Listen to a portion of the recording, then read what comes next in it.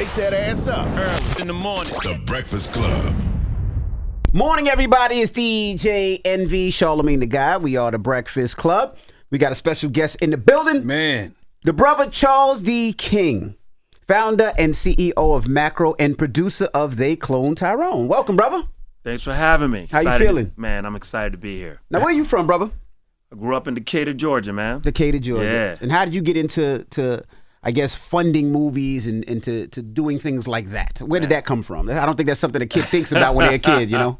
Man, it's a long journey, man. Tell us. I got the bug in college. I was in school in Nashville at Vanderbilt University. Mm-hmm. Started out doing like some local commercials and some cheesy print ads. It was a fun way to make extra money in school. Mm-hmm. But then I was really good at identifying talent in others. Mm-hmm. And while I was doing it, someone said, hey, you're studying political science.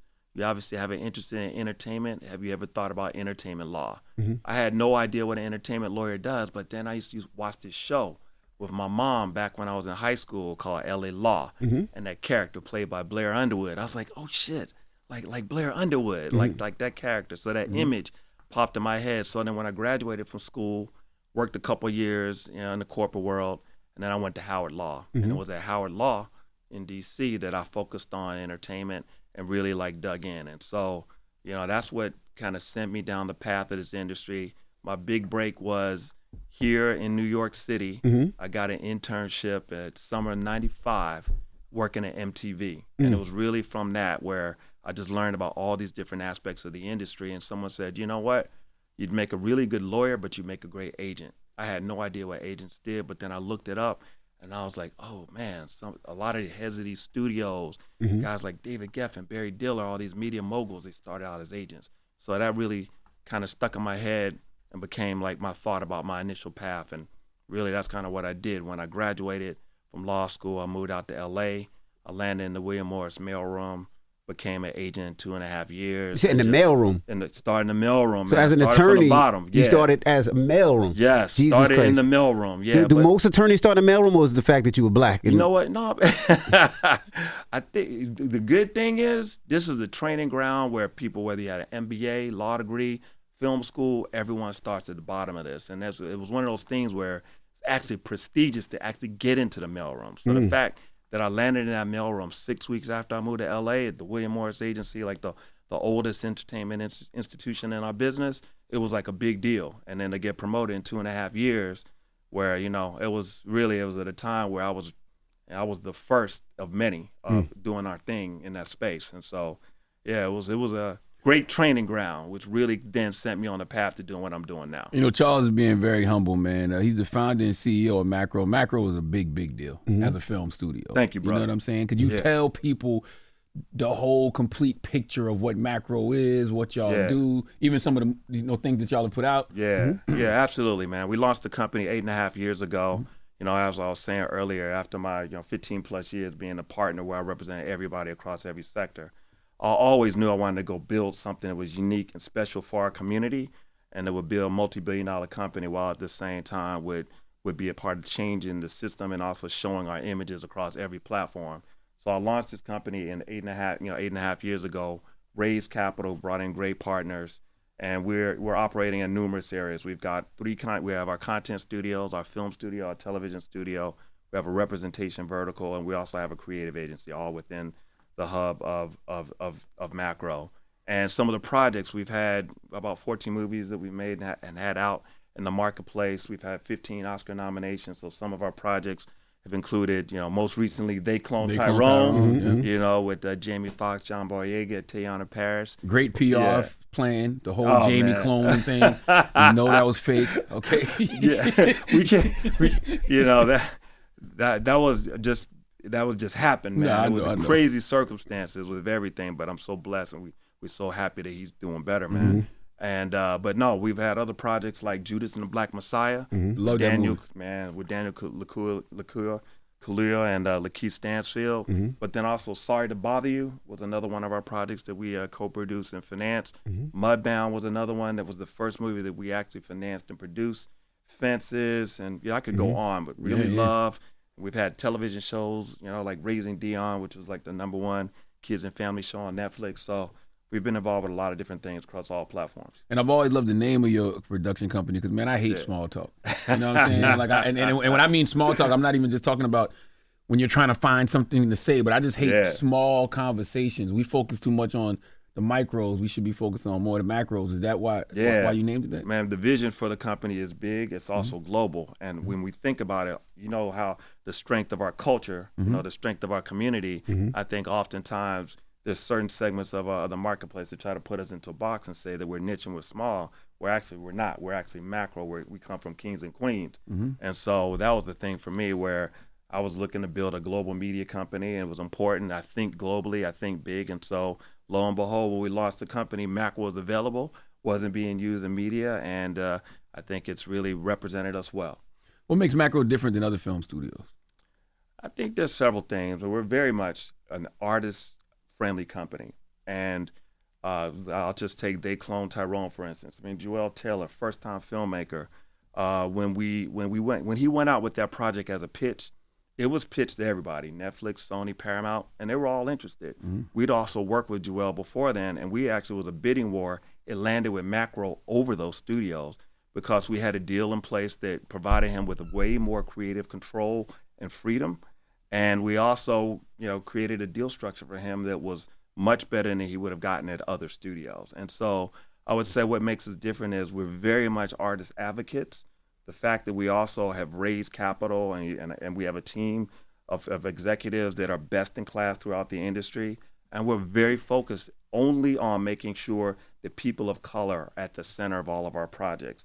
And we're also making sure that the production quality and the value of our content, regardless of the genre, is at the highest levels of execution, is a level of cinematic excellence regarding everything that we've done. So you take that through line of people of color, not only domestically and globally, artist excellence, artist advocacy, being empowered both financially and creatively, I think is really one of the reasons why our company has really been blazing a trail and used as a model for many others who are coming up through the industry. Well, what's the difference between linking with Amazon and doing a multi-year deal like y'all have done, or raising $90 million to broaden the media ambitions? Like, what's the difference? Yeah, it's a combination. Okay. So the fact that we raised capital was to build out the team, build out our infrastructure. We have our own capital to develop projects like They Clone Tyrone, where we can incubate them internally. We can put them together, and then we go and figure out who is the right distribution partner for that project. So that's what with Judas and the Black Messiah, that's what we did. When Ryan Coogler called us after the success of Black Panther, and he said, I know what I want to do with this unique position I'm in. I want to build my company Proximity. And I have this great project that Shaka King wrote and is going to direct about Chairman Fred Hampton. And I'd like to see if Macro will partner with us. And one of the reasons was he knew we had experience, but he also knew we had capital. So we all rolled up our sleeves together. We developed that project for well over a year or so. And then we went to market and said, Macro is going to finance half of the budget of this film. Who would like to jump on board with us and be our distribution and co-financing partner? In this case, it was Warner Brothers. So with a project like They Clone Tyrone, same thing. We developed the project, we paid for the script, we had it ready, we had cast attached, and then we went to marketplace, and then everyone was bidding on it. And this one landed at Netflix, and Netflix was, wildly excited about it, and they really rolled out. As you can see from the film, they didn't cut any corners, and they provided all the tools and resources behind this young filmmaker. And so we realized that in this case, that was going to be the best partner for it. So for us, what we're able to do is we're able to develop independently. We can finance projects independently, like we have with Mudbound or Sorry to Bother You and other movies. But then we have this deal with Amazon that provides access to distribution. So projects we can take to them where they either go on the platform where they're financing it, and there's a whole model where Macro is the studio. But then there are projects that are within the Amazon umbrella like MGM where we could co-finance them if they're going to be theatrically distributed through MGM. But we also can take projects to other places. We can make them independently, or we can also partner with other studios. So it provides us with a lot of flexibility for not only artists and the filmmakers we're working with, but also for what we're doing to build a company and build library and asset value at the same time. I was going to ask, when it comes to picking a project or greenlighting a project, what is it story? Is it working with a director? Because sometimes you might not see the vision that a director sees because he might be a different art form. So how do y'all decide what y'all going to go with? You know what, man? First off, we have a culture at the company where everyone's got a voice. everyone from the youngest executive to the CEO. And I'd say first and foremost, passion and vision mean everything. So we want to make sure that every project that's on our slate, that there's someone at the company where they feel like this project has to get made. Like, if this movie doesn't get made, like, I've got to see this come into existence. Every one of these projects is almost like a miracle in and of themselves, and it takes a lot of hard work and a village to get behind them. So you got to have passion. The filmmaker and the artist at the center of it, they have to have vision. They have the uniqueness of perspective and point of view and the way that they're telling the story and why they want to tell it. And so that's one of the key things we look for. We also look for people that are looking to do something differently, that are having a different perspective, not just making the same kind of run-of-the-mill content. I think we've seen a lot of things that are just kind of turned around. You've seen it before, so that we want to make sure there's a freshness to it. So we have like 6 things we have on our macro rubric. We make sure that there's at least 4 out of those 6 things, but at the heart of it is passion. I love the fact that y'all like black sci-fi, man. I'm sorry to bother you. They clone Tyrone. Like, I want to see more black people in sci-fi. I love that. Hey, man, like I said, man, we know where we come from. We know who the Egyptians, and we also know where we're going to be in the future. And we also know how involved we've been with technology and so many inventions through history. And so it's important for us to make sure that we're making projects like that are sci-fi. We're going to also have projects that are action-oriented, just like the more dramatically period piece, critically acclaimed projects we've been involved too. And as well, it's important for us to make sure that we're making projects across all genres. What movie got away from you that you said, whether you passed on and be like, damn, I shouldn't have passed it, or you just couldn't grab?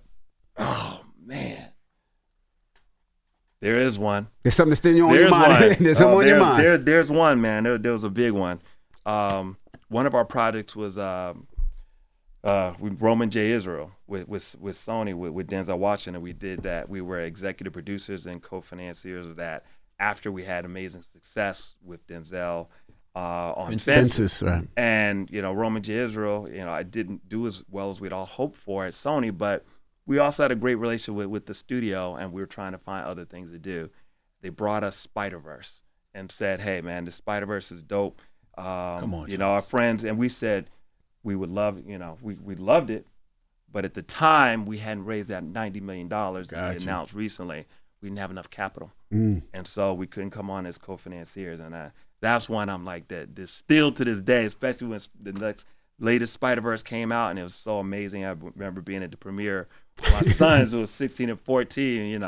That would have been amazing. But I'm like, obviously, man, it's an incredible film. So that's one that got away from us. Hopefully there won't be other. Oh, we won't be no more. Man, you just sparked a great question that I always ask, black founders of companies.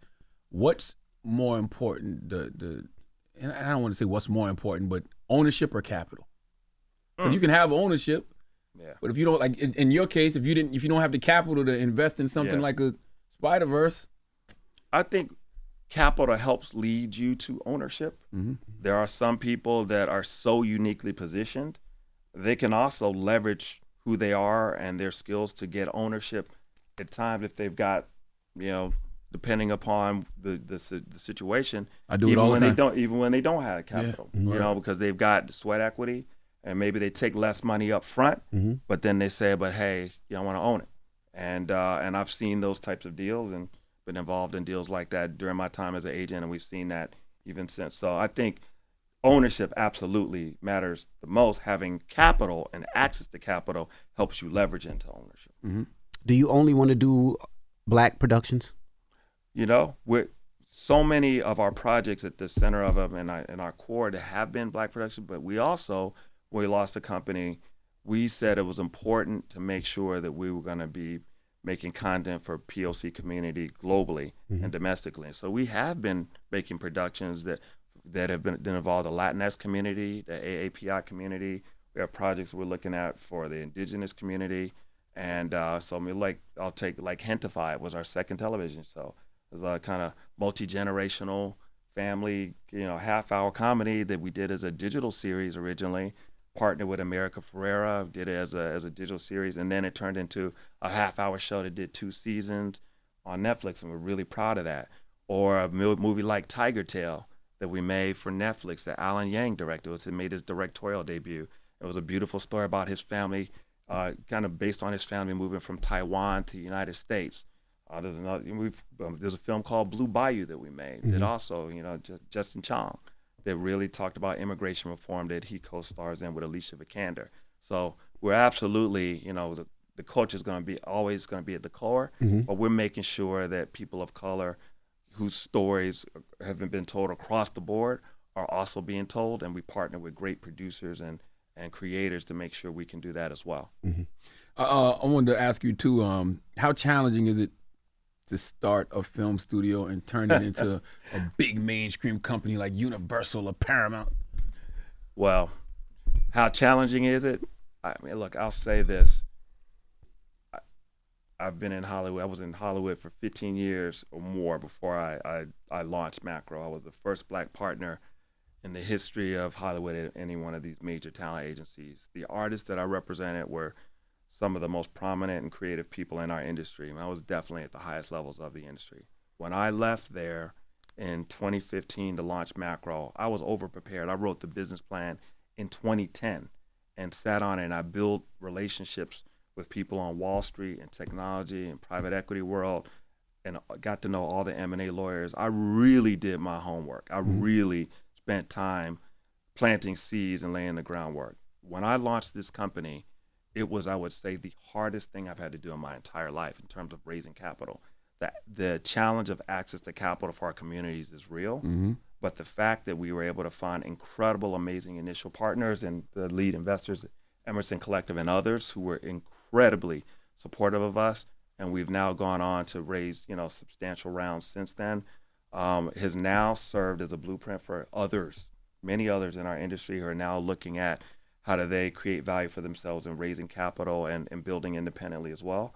And so one of the things that I wanted was obviously to create a company that was going to provide value for my family and for our stakeholders and for our team and for the culture.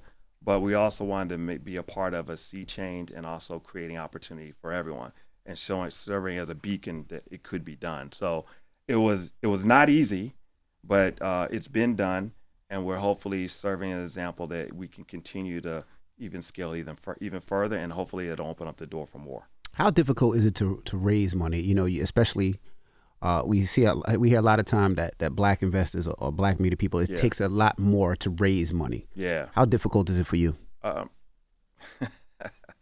At this point, we've been quite successful at doing it. Not only were we able to raise capital for Macro, but my vision of not only building a media company, but reinvesting back in the community, investing in entrepreneurs. So when we first raised capital, we took some of our initial seed capital, invested in a few other companies that were complementary to Macro.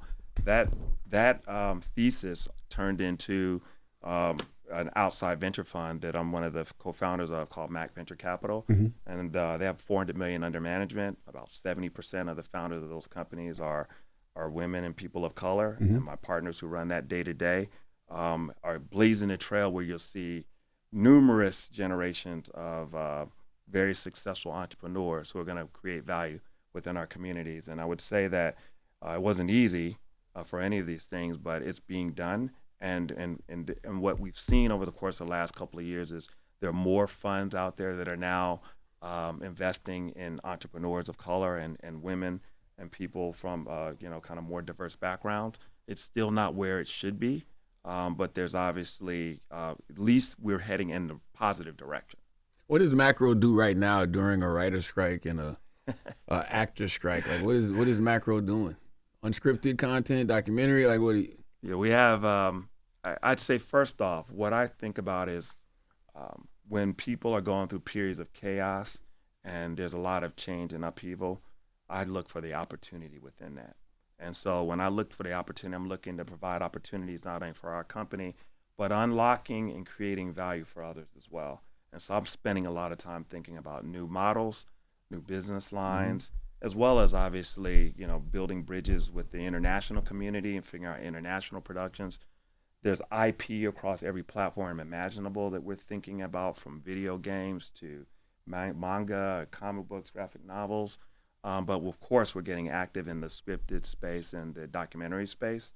Most recently, we were very fortunate to be one of the executive producers on Dear Mama, which the brilliant director Alan Hughes directed. Mm-hmm. You know, legendary. He's visionary. He's the man, and obviously they just had, he was blessed with 2 Emmy nominations for that. We have a few other documentaries that are in production that I can't speak to yet because we haven't announced them, but we're very active there. We're investing quite heavily in the space. And we're also, like I said, looking at the areas that we're currently operating in, how we're going to go further into them, but then what are other complementary lines of business for us as we scale the company. So if anything, I'm actually busier than ever. It's got to be tough for you though, right? Because you're like I said, the founder and CEO of an actual film studio. So you're kind of on the suit side, but then you also are for the creatives as well, the actors and the writers. So who do you think's being unfair in this situation? Well, we're not in the AMPTP, which is, those are the streamers, the streaming platforms, and the major studios. We're an independent studio, so we're not part of that organization. And like I said, when you asked me earlier what's different from Macro and other studios, we actually share an upside with the artists that we're working with. We want to make sure that we're providing value not just for ourselves, but also the artists that we work with. And so that where it's a win-win opportunity. So of course, I'm leaning on the side of being an artist advocate and wanting to make sure that the artists in our community can support themselves and can live. And so I understand the financial pressures and the change of what's happened in the business models as there's a tremendous amount of investment made to build up subscriber growth on all the streaming platforms. And, there was a market correction that took place last year, and there was, shareholder value that was lost. So that, yes, the large corporations are under tremendous pressure, but at the same time, when you've got showrunners of prominent television shows and actors that are extremely recognizable who have to drive Uber in between projects, clearly there's got to be a balance here, and something needs to change. And so I think that what we're going to see through all of this is there's obviously, it's a very tough time in the industry, but change was needed, and you have to go through periods of like the one we're going through right now to get on the other side of it. While we're all feeling pain from it, but I do think it's going to make the industry better in the long term. I think it's too many screamers, and I think too many of these screamers are not being transparent about what they're actually doing, like numbers wise. Yeah. And I think they care more about Wall Street and what those stock evaluations look like than actual profit. Well, I could tell you there's definitely a lot with around data and analytics. We've been fortunate enough with our projects with, Netflix in particular. They'll share information, they'll verbally share, 10 days in, 28 days in, how well the content is performing, where it's, being streamed, and the numbers of hours that are being spent. And it's really eye-opening when we've gotten that information, because these notions of certain content, certain content with us doesn't travel, doesn't perform. It's not true. Raising Dion was the #1 kids and family show globally about an 8-year-old kid with a black kid with superpowers being raised by his mom, black woman. And and so what I hope for is that there'll be more transparency going forward with sharing of data and analytics. And perhaps there's going to be some tie for independent studios who provide content for platforms and the artists that are making content that's performing well on these platforms, where there's going to be some upside for people when these projects do perform. Right now, what's happening is everyone's paid on the front end, and you're really bought out on the back end. And back in the day, you used to have syndication, or with box office, you had the theatrical box office results to go by. And so there needs to be something that's going to shift to be able to, for when projects are actually hits and when they're successful. How does that work for somebody like y'all? Because y'all do co-pros, right? So we do co-pros. Yeah. So when you come in and you've already funded half of the project, do they give y'all? Yeah, we get the statements. We get the statement. Okay. We'll share alongside, but it also sits behind any of the marketing expenses and the distribution expenses as well. So you never really know. There's a certain amount of transparency. I mean, there's always people can audit, and we haven't had to do that yet. But look, each project for us is different. There's some projects that we're the studio to deliver the project for a platform. Some of them we make independent and it's licensed by a platform. Some we're co-financing with a traditional studio. So it really depends on what the business model is, but the long term is really at the end of the day, we figure out what is the best scenario for each project, what is the best scenario for us to maintain and build long-term library and asset value, but also what is the best way for this project creatively as well. We weigh all of those when we make our decisions about how we're going to go about our projects. This is a great time for macro now that I think about it. Like y'all could really come up as a company during this. Hey man, time. I mean, no, because you have all these actors saying we got to start shooting more independent films, and I know Viola Davis, she was doing a movie with A24. Yeah, and she chose to step off, but they were able to film. Yeah, they got the SAG, they got the SAG waiver, and we have a few of our projects that we are looking at financing and co-financing independently, and we will absolutely, apply for the SAG waivers. Mm-hmm. So yeah, I do think that this would be a good time for artists to work independently when the artists are going to be comfortable with it. Right now, it seems like most people they're still at a place where they're maintaining solidarity, and we're incredibly supportive of that.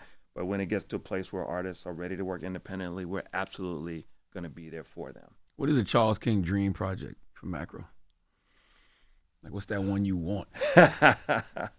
Well, first and foremost, one dream project is Daquan Tyrell being out in the marketplace right now because, to be honest with you, man, we're so excited with how the culture has leaned in on this film. The freshness of the story. You got a first-time filmmaker. I watched it 3 times. I don't want to talk to anybody who hasn't watched it at least twice. If you haven't watched it at least twice, I don't want to have a conversation. Man, it's hard to pick up everything, man. I've seen it. I've read every draft of the script. Mm-hmm. I was there every day through production, and I've seen every cut of the film, and I still pick up gems each time I watch it.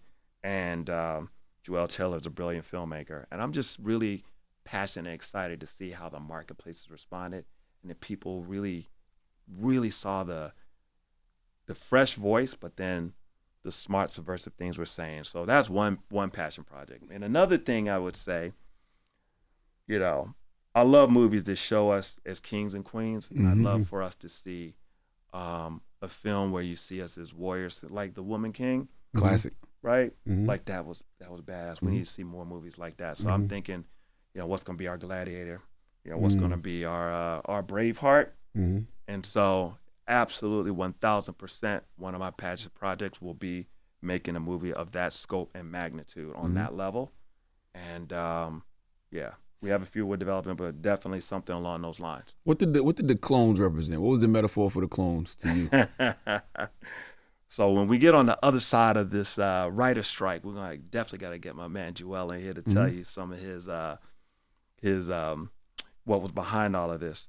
But I'd say it's got a lot for you to think about what's happening in our communities, and we know what's historically happened.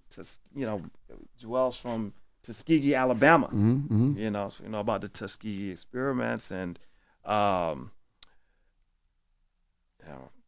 there's so much that's happened in history, and there's so much that continues to happen about what gets pumped into our communities. You walk in any community, you know what you see when you work in certain communities, and I think that there are a lot of real life metaphors and examples that are in our film Daquan Tyrell to get people to think and ponder, watch it 2 or 3 times, have real dialogue for us, and then you also see what happens when the community clicks up and they come together. Yeah, for me, it represented the never-ending cycle of generational trauma that can exist, and how every generation there is the characters in that film, right? Yeah. Like the people that represent, like the drug dealer, the pimp, the I don't want to say the whore, but yeah. But also, to your point, when we come together, we can break those generational absolutely traumas. But what you're saying about that generational trauma, man, it's real, man, and the trauma, but then how even through the trauma, the strength that we still have, and the heart that we still have as people. So I think about that time we were in production. One of the most powerful days on set was I can't give it away here on the show for those who haven't seen it, but it's the one scene where you got a man who's knocking on the door talking to his mom. And he really needed to talk to his mom. And that thing that really it happened in that scene later on. that the emotion on set that day of just like, you know, this brother who's supposed to be the stereotypical drug dealer who just needed his mom, really needed his mama, and it just says something about our communities and how our mothers are there for us. But then what happens when, you know, when people aren't there for them? But then when he steps outside and that conversation that happened with Junebug, the lightness around it and how it reminded him of his brother. So there were like warm elements like that for us that we needed to make sure we're in there. There's another part. I don't want to give the movie away either, but it's like when it shows how the black woman wasn't under control. Yeah. So she couldn't be brainwashed. Oh yeah. You know what I mean? Like that was powerful too. I got a how she switched it up on him. Yeah. Oh yeah. I got a whole thesis I could write about this. But also the strength of her and her character. And then when she was leading the charge. That's right. They y'all don't want to do it. I'll go do it myself. That's you know right. Yes. Okay. Y'all not gonna man up. The steps I'm gonna take. Yes. And then even in that moment when the Keith Sutherland character was like, "Oh, we don't even care about you." Like, you know what I mean? Like, basically, that's what he basically told her. Yes. But you're regular old. Yeah. Yes. But she was somebody to them that was. I don't want to say. I was about to say worthy of rescue, but I don't want to give the movie away. But you know what I mean? Absolutely. Yeah. But like they didn't look at her like that, and no, it's like, no, we going to. That's right. You know what I mean? We're gonna storm the castle. I'm gonna see the movie this weekend, guys. I was out of town. I was out of town. I was call show. I was in Atlanta for call show. I wasn't here. So I'm back this week. I'm watching this weekend. You went for a fun ride, bro. Yeah, I can't wait to see it. I can't wait to see it. So 15 Oscar nominations, 3 wins. Congratulations. Thank Is there any project that you thought should have got a win? Shit, Judas and the Black Messiah. we got Song and Daniel won for that one. I felt like we were definitely right there. Been the best picture. We were right there in contention. There were a lot of great movies that year, but I feel like we were close. There was definitely a sense from members of the Academy that we were very much in the mix on that one, and we're incredibly proud of that film. Honestly, I'll say we're more proud of the fact that Chairman Fred Hampton, you know, Jr. and Mother Akua and so many other members of the Black Panther Party, that they still love the film and were supportive of it, and how it's really, you know, been able to educate our community about, you know, this revolutionary. So Oscar nominations were great, but that was the thing that was the most rewarding of that. In terms of someone that I felt like got robbed, man, there's a few, but I got to tell you, man, I felt like Jamie Foxx, man, in Just Mercy, man. He was really, he did his thing, just like he did. I've seen all these movies. I didn't even know those were macro movies. He just even Raising Dion at the TV show. We were one of the executive producers. We co-financed the film. We weren't creatively involved in that project. That was, you know, other great producers. But that one we were more financiers. And Jamie Foxx did his thing in the movie. He was incredible. I mean, when is Jamie Foxx not up for some type of Oscar? You know what I mean? Like every role he does, even in Nick on Tyrone, like not knock on wood, man. Yeah. I feel like his performance is absolutely worthy of real conversation, man. He is an extraordinary actor, and but also just a wonderful person, man. You talk about the OG on set, man. That brother, the stories that he regales us with on set every day, man. He was just so incredible to work with. So much fun, but he brought it, man. He is truly like a gifted man.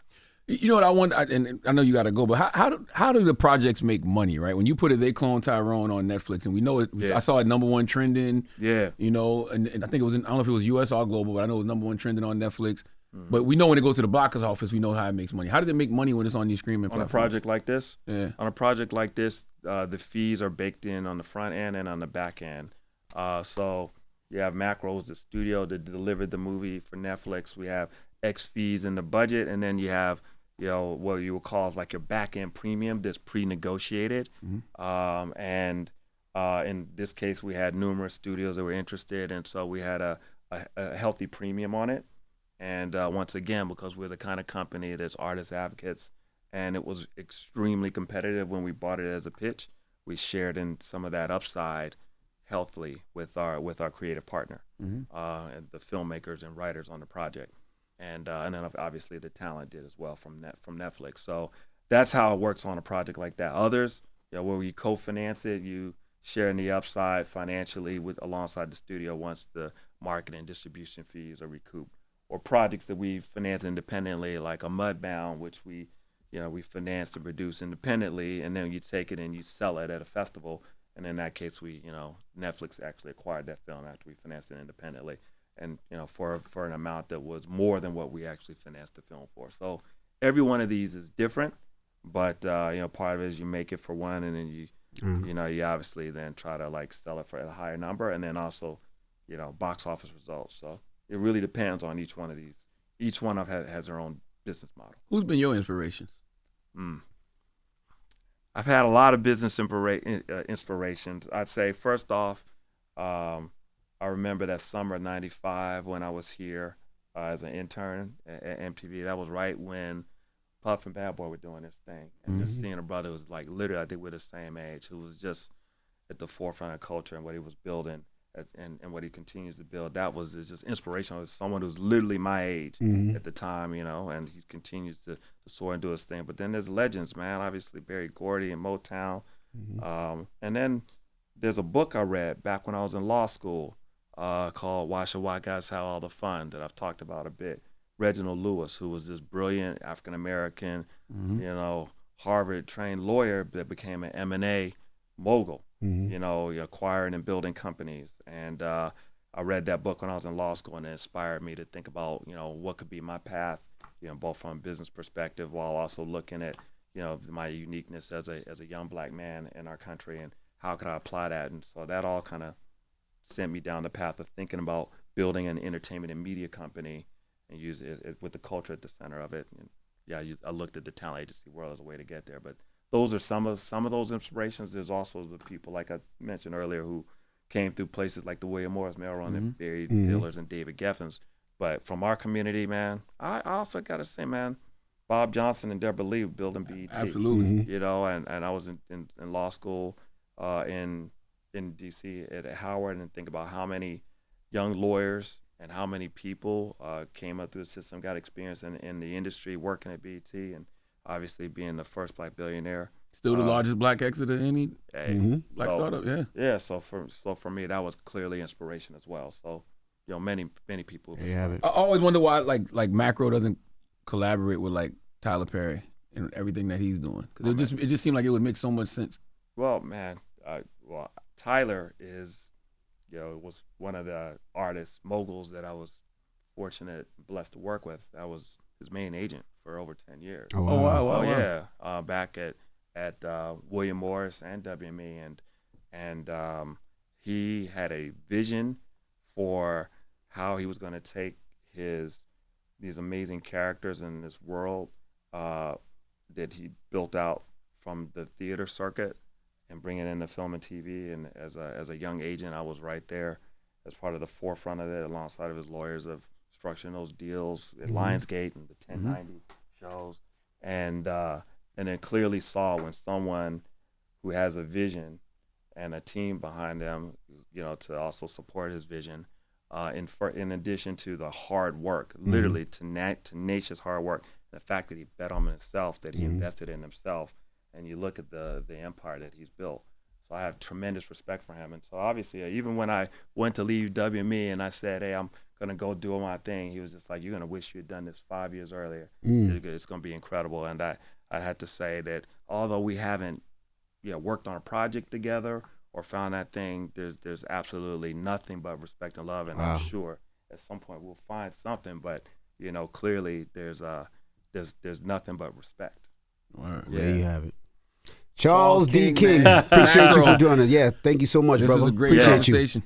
Thanks for having me. I really appreciate it. Thanks for everything you guys do, man. All right. Culture, I'm really, really honored to be here. Thank you, brother. It's Charles King. It's The Breakfast Club. Good morning. Wake that ass up. Early in the morning. The Breakfast Club.